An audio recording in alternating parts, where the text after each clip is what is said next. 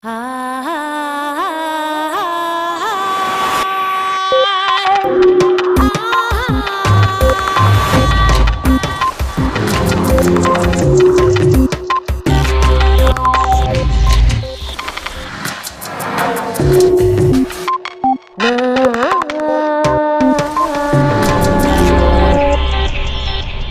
mayoría de los políticos saben que las leyes antidrogas no funcionan.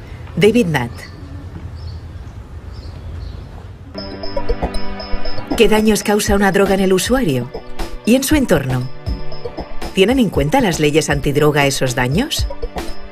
Si hay tal cantidad de sustancias distintas consumidas por millones de personas en todo el mundo, debería existir una clasificación científica basada en los riesgos que implica consumir una droga u otra, desde los efectos en la salud hasta las repercusiones sociales. Hoy en redes, Eduardo Punset retoma su entrevista a David Nutt, psicofarmacólogo británico que cree en una política centrada en reducir los daños, más que en reducir la prevalencia de las drogas.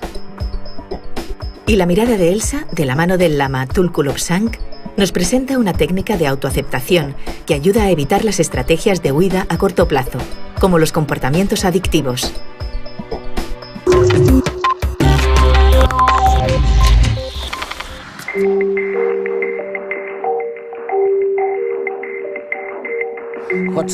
¿Qué novedades hay, David, si es que hay alguna, en el tema de las drogas?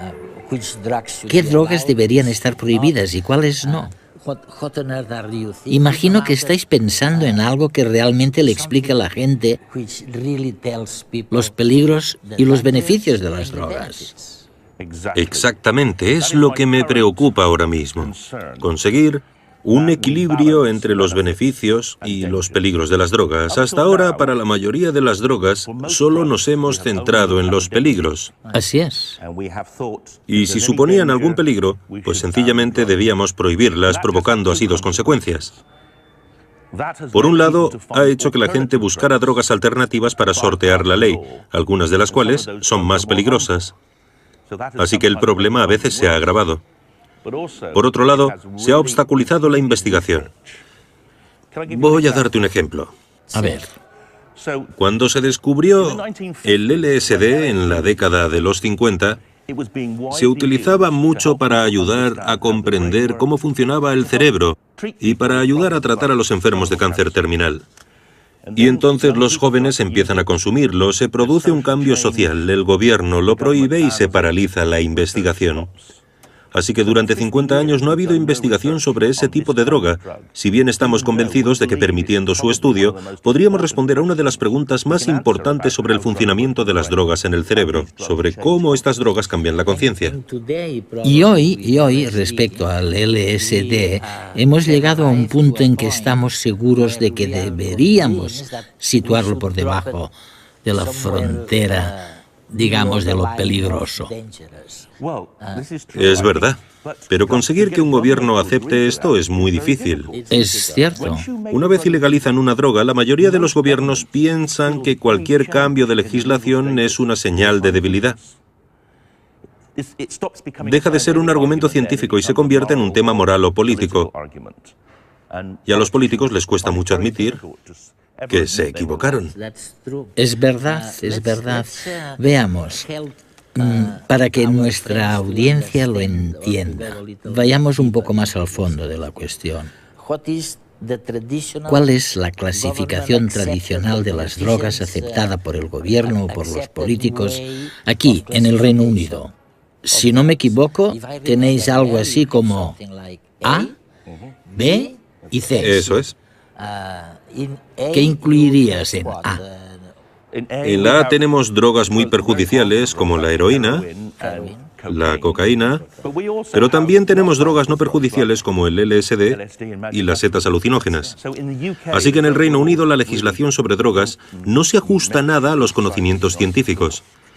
Se supone que las drogas de clase A son las más peligrosas, las de clase B peligrosas y las del grupo C son menos dañinas, pero por razones políticas en nuestro país están bastante mezcladas. No hay relación. Nuestra investigación pone de manifiesto que en el Reino Unido no hay relación entre la clasificación de las drogas y los daños que provocan. ¿Podemos calcular los daños que causan las drogas? Podemos, pero es una ecuación complicada. Hemos identificado 16 formas distintas en que las drogas pueden perjudicar a la sociedad. 9 son daños infligidos al consumidor de drogas y 7 afectan a la sociedad. De modo que para cualquier droga hay que estudiar 16 grupos de datos distintos. Es bastante complejo. No todas las drogas son igual de dañinas. ¿Se pueden ordenar las drogas más consumidas, legales e ilegales, de mayor a menor perjuicio, con criterios objetivos? Es lo que David Nutt ha intentado junto a un importante panel de expertos procedentes de numerosas disciplinas. Definieron una serie de daños. Unos eran daños para el propio consumidor, como la mortalidad, las lesiones físicas, la dependencia o los trastornos mentales. Y otros, los daños infligidos a la sociedad en general, desde lesiones a personas del entorno hasta el impacto en la familia, el daño medioambiental o el efecto en la economía de los estados.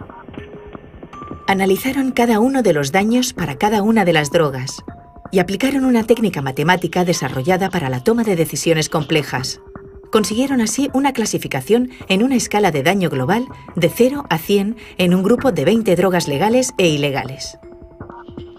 Si nos fijamos en las drogas más dañinas para el propio consumidor, nos encontraremos a la cabeza con la cocaína para fumar o crack, la heroína, la metanfetamina y el alcohol. Y si sumamos los daños que causa cada droga a la sociedad en general, veremos la clasificación según el daño global, donde el alcohol supera a todas, seguido de la heroína y el crack.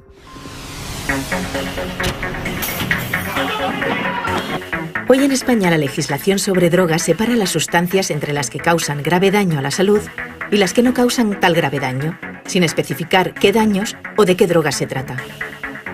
Iniciativas como la de David Nutt en Reino Unido han de servir para que el ciudadano conozca los riesgos de cada sustancia y para que la ley se apoye en los conocimientos, cada día más amplios, que tenemos sobre las drogas. Entre otras cosas, eres famoso no solo por tus conocimientos científicos sobre las drogas, sino también porque en una ocasión dijiste que los deportes ecuestres Sí. eran peores que algunas drogas. ¿Qué querías decir exactamente? Mira, soy médico y estoy especializado en tratar a pacientes con adicción a las drogas. Soy psicofarmacólogo. Estoy especializado en drogas. Y me interesa sobre todo utilizar las drogas, a menudo drogas ilegales como las anfetaminas, para ayudar a pacientes con daños cerebrales. He tratado a muchos pacientes así, y una vez vi a una mujer de 37 años, que había sufrido una caída de caballo que le había provocado una lesión cerebral. Le había cambiado la personalidad y había perdido su empleo, a su marido, a sus hijos. Con este caso, empecé a pensar en lo peligroso que es montar a caballo. Descubrí que montar a caballo, sobre todo si participas en carreras o saltos, es más peligroso que tomar drogas como el éxtasis. Hay más gente que se hace daño o que podría hacerse daño que al consumir la droga. Si se caen del caballo. Si se caen. Cuando hablas con jinetes, todos conocen a alguien que se ha muerto o se ha roto la espalda al caer del caballo. Si es verdad, si de verdad pudieras sugerir libremente una clasificación de las drogas, un grupo A, B y C de verdad, nuevos, ¿cómo sería esta clasificación? Hay fronteras naturales. Hay dos drogas muy populares que son legales. Una es el alcohol y otra el tabaco. Cierto. Ahora bien, pienso que si una droga es más peligrosa que el alcohol, véase la heroína, la metanfetamina o el crack, entonces esas drogas no deberían venderse. Pero creo que si una droga se considera científicamente menos perjudicial que el alcohol, en una sociedad que permite el alcohol, no tiene sentido prohibirla. No tiene sentido prohibir ciertas drogas que son más seguras que el alcohol. Sabemos que muchas personas recurren al alcohol cuando no tienen alternativa.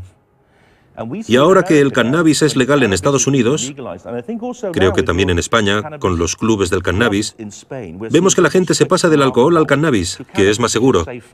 Por eso yo consideraría que la frontera entre las drogas legales e ilegales debería ser el alcohol. Y luego regularía las drogas menos nocivas que el alcohol, un poco la sazón de los coffee shops holandeses o de los clubes del cannabis españoles. Es decir, con el acceso regulado, pero sin libre mercado, ni publicidad, ni exportación comercial. Lo has comentado ya un par de veces. Según tú, hemos sido injustos con el cannabis. ¿Es cierto esto? Sí, por supuesto. Y la historia es fascinante. A la mayoría de gobiernos no les interesaba controlar el cannabis, pero cuando en Estados Unidos se abolió la ley seca, había un gran contingente de policías que podían quedarse en el paro. Por eso el jefe de la agencia antidrogas decidió convertir el cannabis en una droga peligrosa que había que perseguir.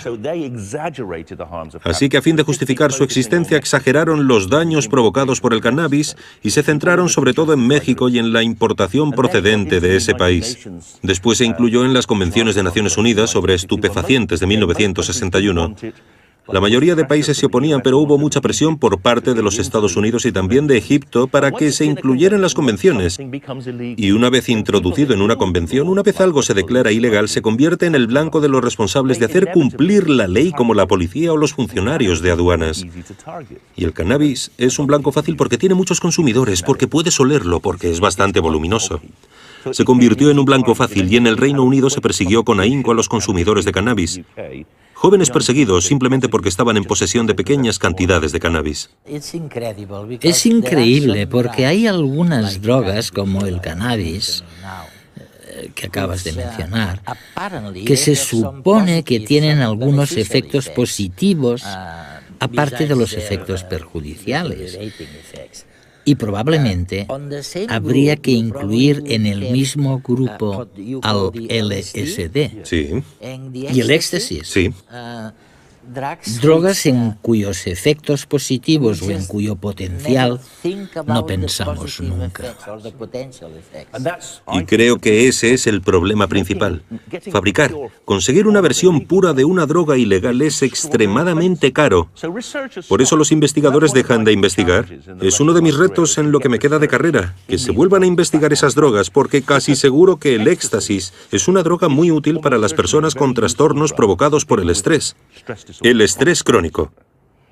La psilocibina, otro estupefaciente psicodélico, es útil contra las migrañas. También estamos desarrollando un estudio sobre la depresión resistente y, como ya he dicho,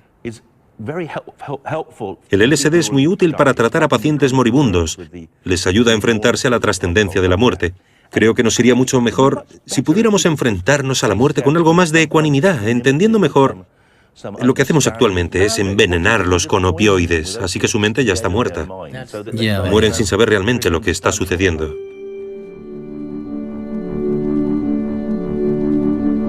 En las próximas décadas veremos la irrupción de nuevos fármacos que ayudarán a minimizar el efecto de determinadas drogas o por lo menos a combatir la adicción. Ya sabemos que sustancias psicodélicas extraídas de hongos y plantas podrán ser útiles para vencer la adicción a opiáceos, al alcohol o a la nicotina. Pero, por otro lado, se desarrollarán sustancias que, consumidas junto con las bebidas alcohólicas, permitirán limitar los efectos del alcohol, evitar el tambaleo y dejar únicamente los efectos relajantes y placenteros.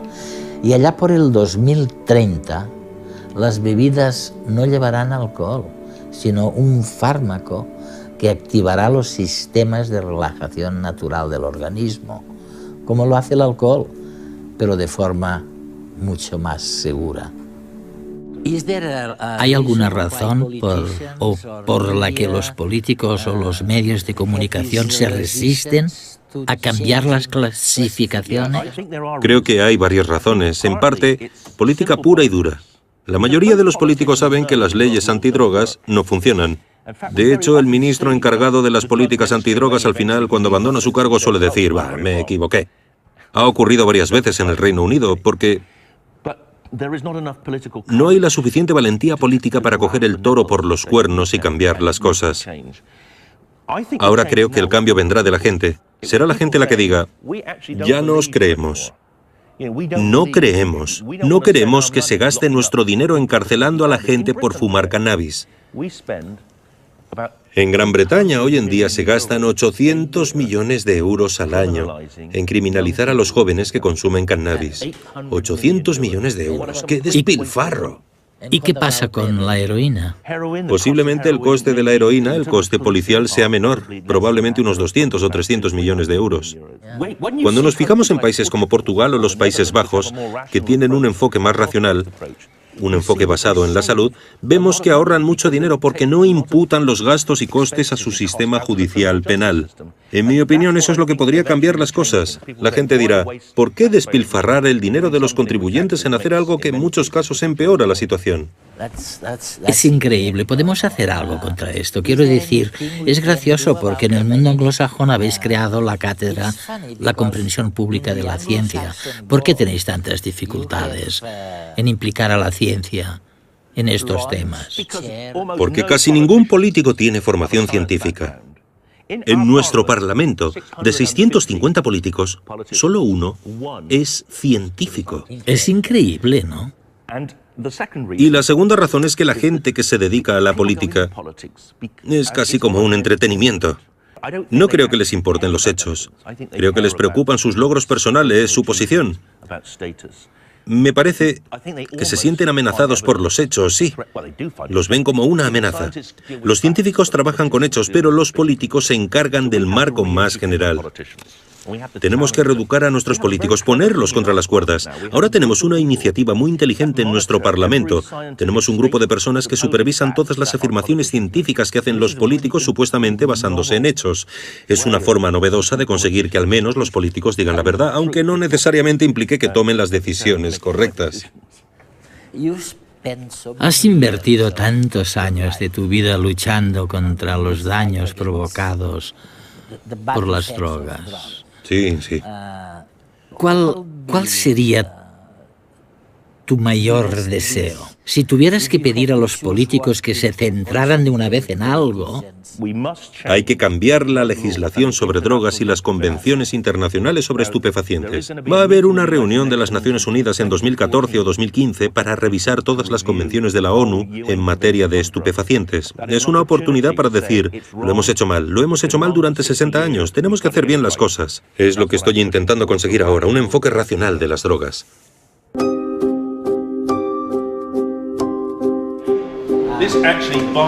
Como señala David, nuestro conocimiento sobre las drogas nunca será completo. Y sin embargo, los políticos han de aprobar leyes y la gente ha de tomar decisiones sobre las drogas que consume y cómo las consume.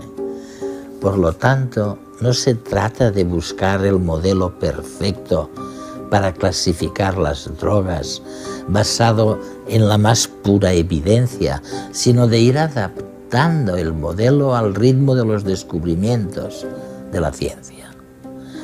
No dejemos que lo mejor sea enemigo de lo bueno.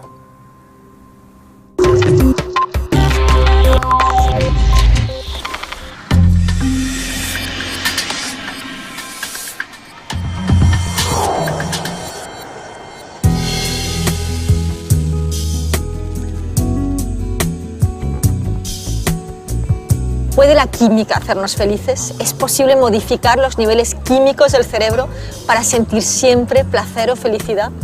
El problema es que cualquier cosa que usemos para manipular el cerebro puede acabar siendo muy adictivo. Aunque de entrada cause mucho placer, con el tiempo puede alterar los circuitos y los receptores de los neurotransmisores que nos hacen sentir bien, por lo que una persona necesita cada vez más estimulación para conseguir el mismo nivel de placer. Y esa es la base de la adicción. Pero la adicción no surge solo en el caso del consumo de drogas. El neurólogo Joseph Ledoux llama a la búsqueda incesante del placer y de la felicidad humanas la tiranía de la felicidad. Y asegura que para disfrutar de una buena vida necesitas el contraste entre emociones positivas y negativas. Y para una vida rica en emociones positivas es necesario el fomento consciente de esas emociones. Hoy vamos a explorar maneras de estimular nuestras emociones sin usar más sustancias que las que genera nuestro propio cerebro. Y lo vamos a hacer de la mano de alguien muy especial, el Lama Tulku Lobsang. ¿Nos acompañas?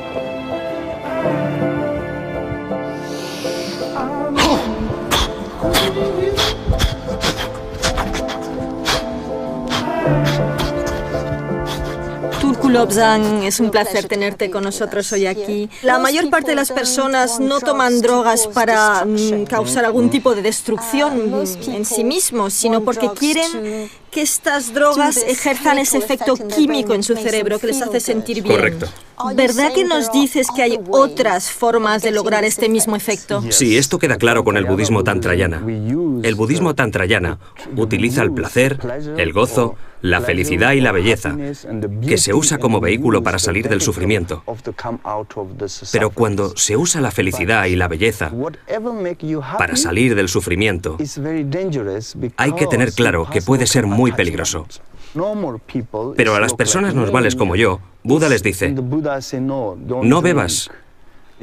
Al beber, por ejemplo, al beber alcohol, se destruye el cuerpo. Por ejemplo, muchos jóvenes de Occidente, en concreto en España, beben alcohol. Nos encontramos con este problema en España en niños y adolescentes a partir de los 13 años de edad, que es cuando empiezan a beber. Tú viajas por todo el mundo.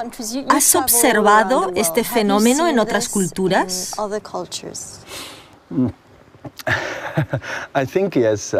Creo que sí. He constatado que en algunas culturas se bebe más que en otras. Por ejemplo, en el Tíbet no se bebe tanto.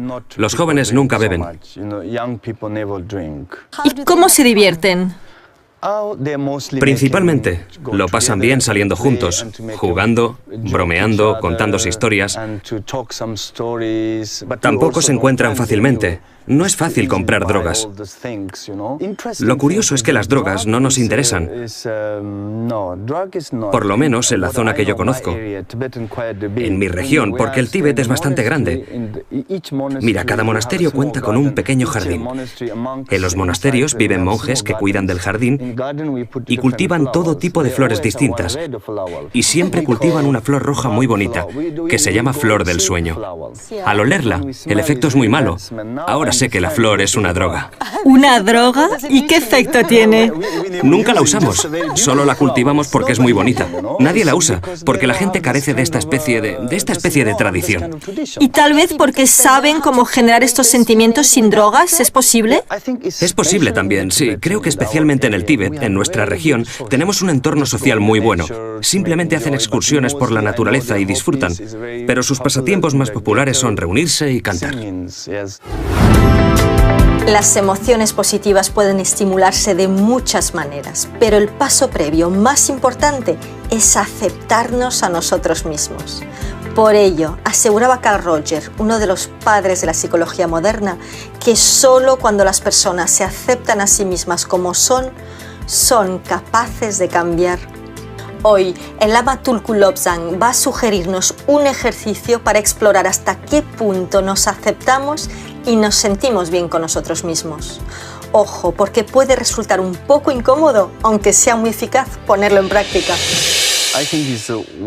Creo que una de las mejores maneras de lograrlo es practicar, por ejemplo, la meditación, porque la meditación es la manera de ahondar en la naturaleza más profunda del yo.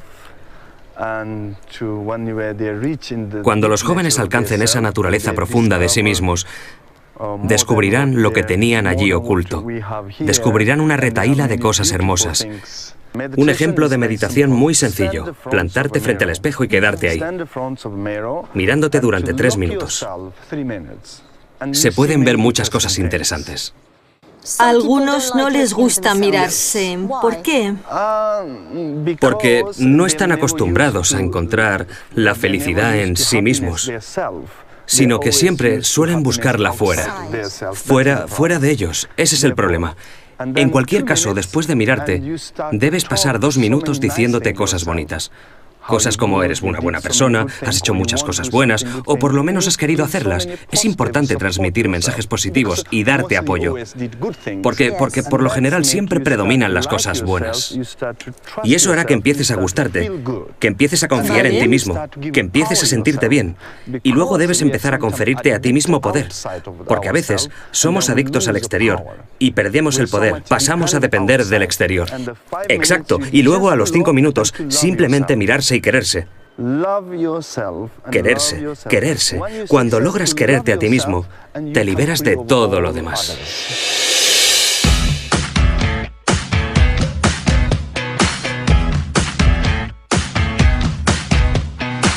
Hola Alberto, tú eres una persona muy atenta, que sabes escuchar. Las tortillas patatas te salen de coña. Me encanta tu pelo tal cual, así que no te lo cortes nunca. Ay, Pilarica, ¿quién te ha visto y quién te ve? ¡Qué cantidad eres! Aceptarse uno mismo es clave para gestionar las emociones que activan las partes del cerebro más reactivas, aquellas que nos hacen vulnerables a la búsqueda de estrategias de huida o soluciones a corto plazo, como las drogas. Eres positivo. Eres sincero y me gusta cómo haces las cosas. ¡Qué joven te veo! Eres fantástico. Tú eres un tío inteligente, eres muy bueno. Mira.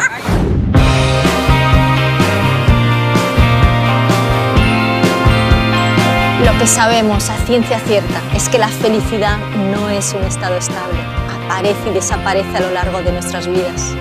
Tal vez resulte más natural aceptar que el cuerpo y la mente no están programados para ser constantemente felices, para el placer estático, sino para buscar un equilibrio entre la luz y la oscuridad, lo positivo y lo negativo, una búsqueda permanente de formas nuevas y creativas de vivir. No es magia, es inteligencia emocional.